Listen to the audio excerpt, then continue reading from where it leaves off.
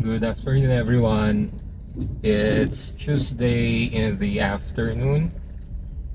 It's around 5:30 p.m.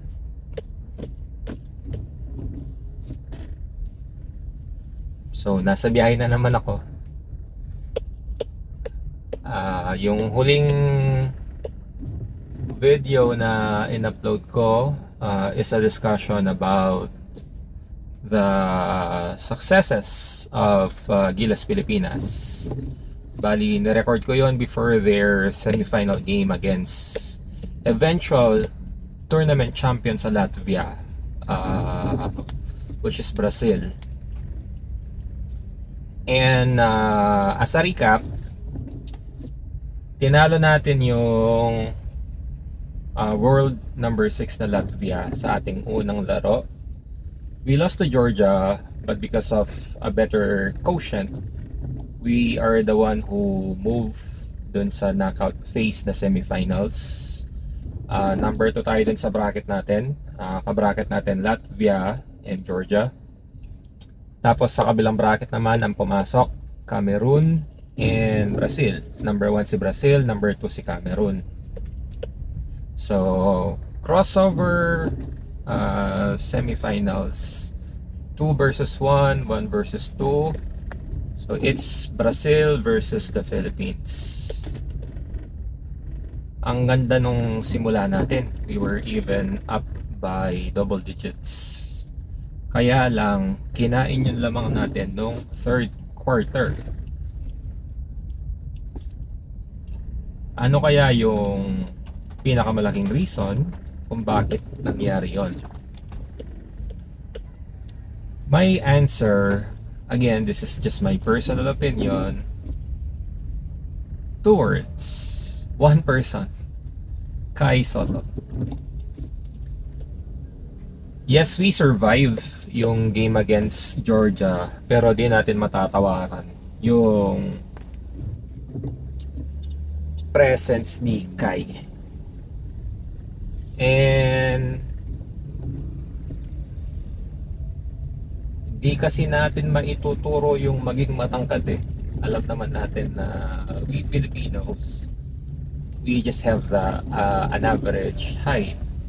And alam naman natin na si Kai is a towering 7-footer, more than 7 feet tall. Ito yung mga nawala sa atin no semi-final game natin against Brazil. So, according sa website ng FIBA, si Kai is averaging 22.2 minutes per game. He had to exit the game early against Georgia. Yun yung tinamo niyang bruised rib na injury. The scans were negative. X-ray, I think, MRI is also negative.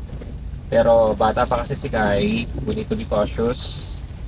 Alam naman natin na yes, we are just 2 wins away from the Paris Olympics. Pero we are looking at it na parang pang long term. Kaya siguro umupo muna siya. So 22 minutes, 22.2 minutes per game. It might have been higher pa kung natapos niya yung laro against Georgia. So, yung pupuno ng 22.2 minutes na yon, yes, we will have someone to fill in.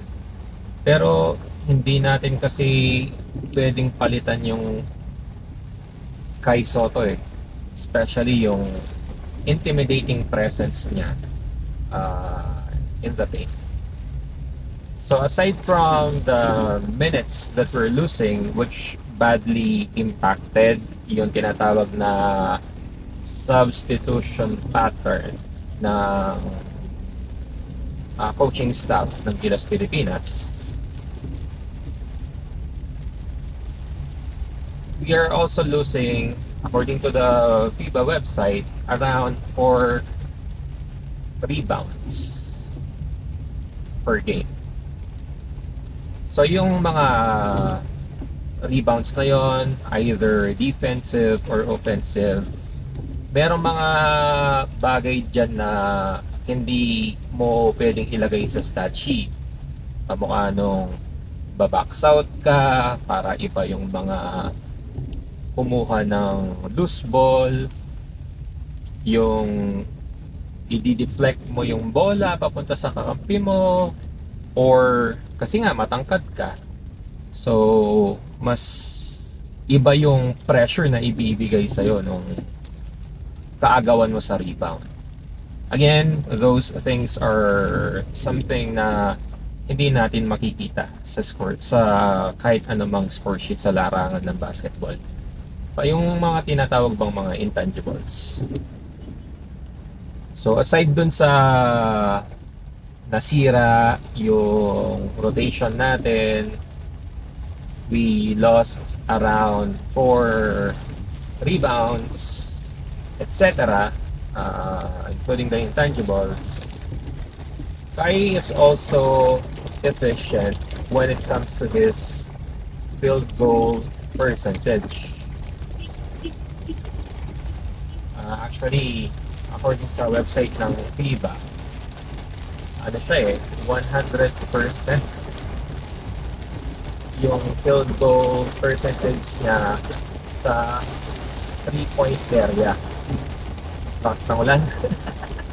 Hindi ko alam kung ano yung magiging quality ng video niyan. Pero try natin. Try natin tapusin yung kwentuhan habang tayo yung nagbibiyahe. So aside from being perfect dun sa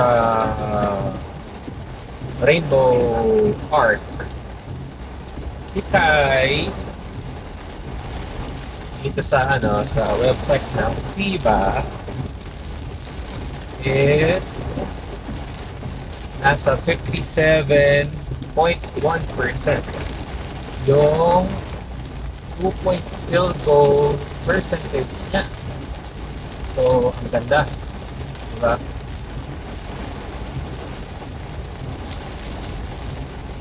Meron tayong effect sana from the outside extended sa 3-point area.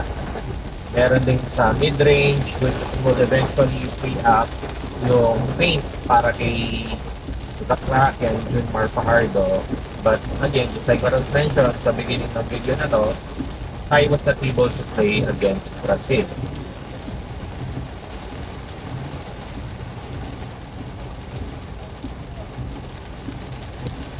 Medyo traffic. Kaya nakakalingon din ako dito sa aking laptop na niraran yung automation namin sa trabaho.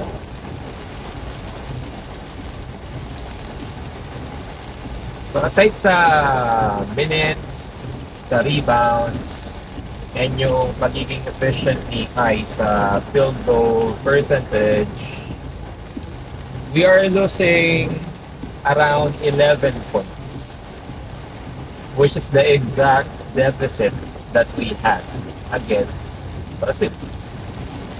The game ended 71 Brazil, Philippines 60. What could have been, diba, if Kai was healthy and was able to play? Ano pa ba yung mga nawala sa atin nung hindi nakapaglaro si Kai Sotto? So, blocks per game, si Kai is merong 1.5 na blocks per game. And kamukha nung sa rebounds, meron na naman dyan na hindi mo ma-measure sa stats sheet.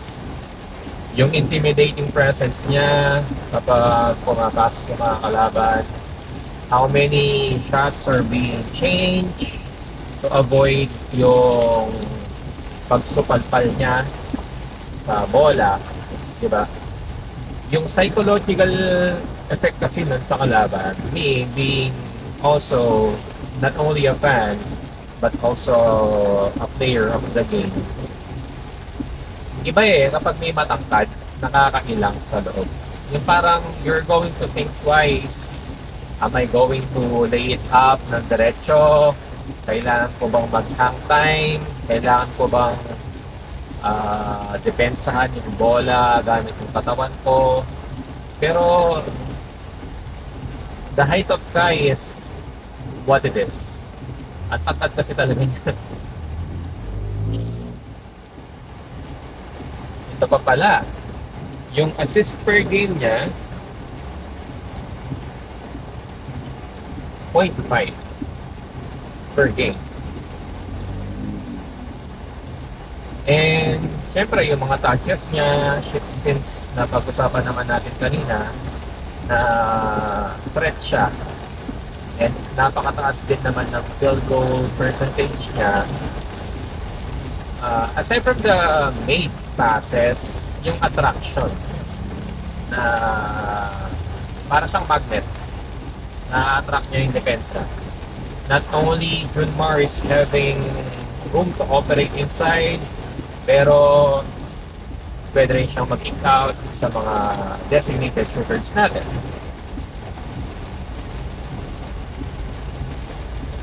And kung nasa labas siya, aside from Junmar, Brownlee can operate as well inside. And yung ibang mga big men na i-field natin sa playing court. Ito mga simpulan. Check ko na lang later kung ano yung audio quality ng video. Pauwi ako nito kasi sa sa nanay ko saka sa tatay ko. Ngayon lang ako medyo time kasi naging busy sa trabaho lately. Kailangan kasi namin double time para makuha namin yung goal namin for this half year. Wait lang. Hintayin na natin makaabante si Goya. Hindi ko alam kung saan siyang lupalop gagawin nito.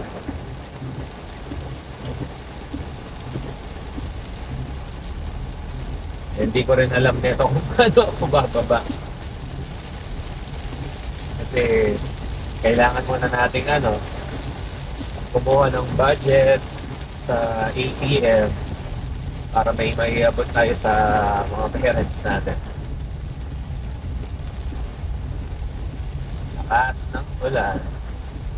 Okay, so minutes per game, rebounds, block shots, assists, yung puntos niya, and yung pagiging efficient niya sa loob ng playing court. Yan yung mga na-cover natin so far. And aside from that,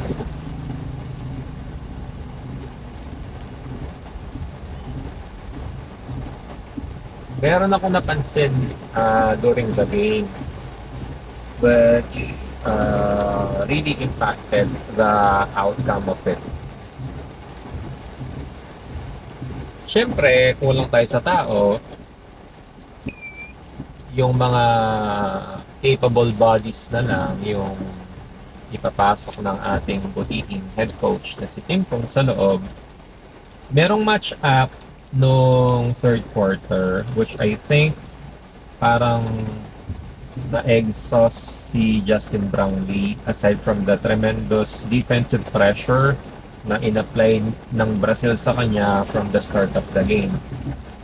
Meron kasing dalawang big man yung Brazil. Si Caboclo, I guess he is an NBA vet or player, and yung Diaz yung last name na threat sa labas. Ang nangyari kasi, on the defensive side, kapag nasa Brazil yung bola, ang tumatao doon sa Diaz ay itong si Justin Moipi, ang ating naturalized player, si Justin Brownlee.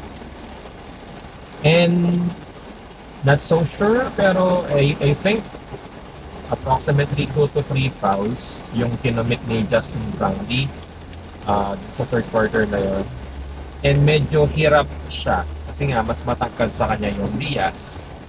And whether we like it or not, the taller the player is, the heftier or the heavier that particular person is. And alam naman natin kung naglalaro ka ng basketball, yung effort na ini-exert mo on the defensive end will have a toll on you sa offensive end. Kaya yun yung karaniwang ploy ng mga opposing team sa ace player ng kabilang team. Yung para bang gusto mo mag-effort siya para parang mas magiging exhausted na siya sa opensa. So yung natural moves, yung natural nagalaw niya on the offensive end parang mawawala na. Yun yung napansin ko, and aside from that, malaking kawalan talaga si Kai Sotto. Pero on the bright side, napaka-bright ng future natin ng Gilas Pilipinas.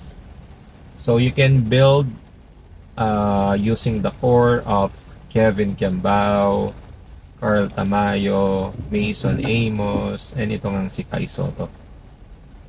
And I just hope na yung replacement na makukuha natin as a naturalized player is parang replica ba ni Justin Brownlee, who makes his teammates much better. He can score kapag gugustuhin niya. Pero ang pinakamaganda is nagke-create siya and hinahayaan niya yung mga kakampi niya na mag-shine din. Dito si Kuya, our resident parking boy dito sa may bangko kung saan tayo kukuha ng pera. Medyo pinapatila ko lang ng kaunti yung ulan. So, and ito, sa kagustuhan kasi nating punan yung kawalan ni Kai Sotto. Si Japet Aguilar was forced to play extended minutes. And ano lang to parang emergency bunot na lang. Kasi nga technically parang si Jason Castro, yung kabalen ko na si Japet, kabalen ko rin naman si Jason Castro. Pareho na silang retired sa national team duties. And sabi nga ni Tim Cone, I had to beg Japet to join the team. Kasi nga kumulang. 12 dapat yung sa roster pero 11 lang yung field natin because of injuries. And yun nga, from the tournament itself, unfortunate injury pa si Kai Sotto, which is malaking kawalan talaga, whether we admit it or not. So yung mga nagsasabi dati na hindi natin kailangan yung katulad ni Kai Sotto sa national team, malaking pagkakamali po iyon. Naramdaman na natin kung gaano ka-valuable yung isang Kai Sotto sa Gilas Pilipinas. And sana, speaking of yung may mga negative comments about our players, isipin din natin yung mga sacrifices that they are doing. Medyo kakaunting time lang yung pagpapractice nila. They also have their mother ball club. Yung iba, mga university or college players pa. I'm talking about yung mga nakikita ko sa social media dun sa mga sinasabi nila about Japet Aguilar. Part kasi ng game niya. It's either you are going to excel or you are going to have an off night. Hindi naman lahat araw-araw Pasko. Diba? Even the best, they really have their off nights. And it just came At a bad time na do or die nga, winner take all, must win tayo against Brazil. Pero all in all, to sum it up, nung personally speaking, I'm not saying na ganito rin yun napifeel ng iba pang mga Pilipino. Nung nanalo pa lang yung Gilas Pilipinas sa Latvia, I was so very happy.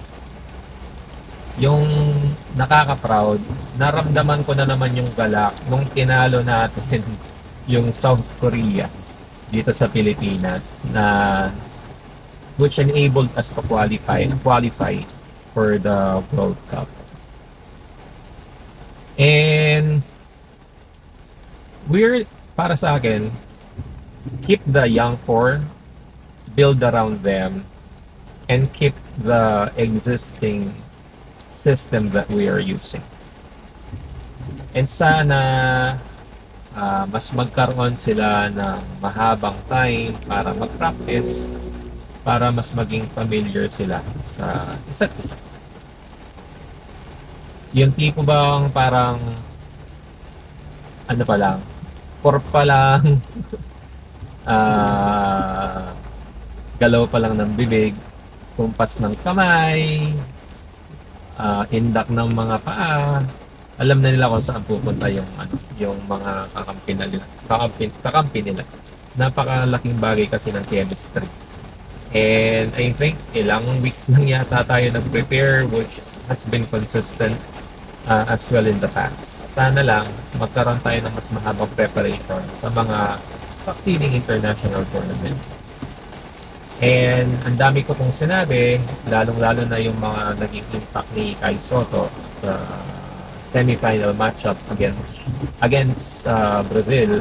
Pero in a nutshell, sana maging proud tayong lahat ng mga Pilipino because we were able to prove that we can go toe-to-toe with the best, even the better European teams.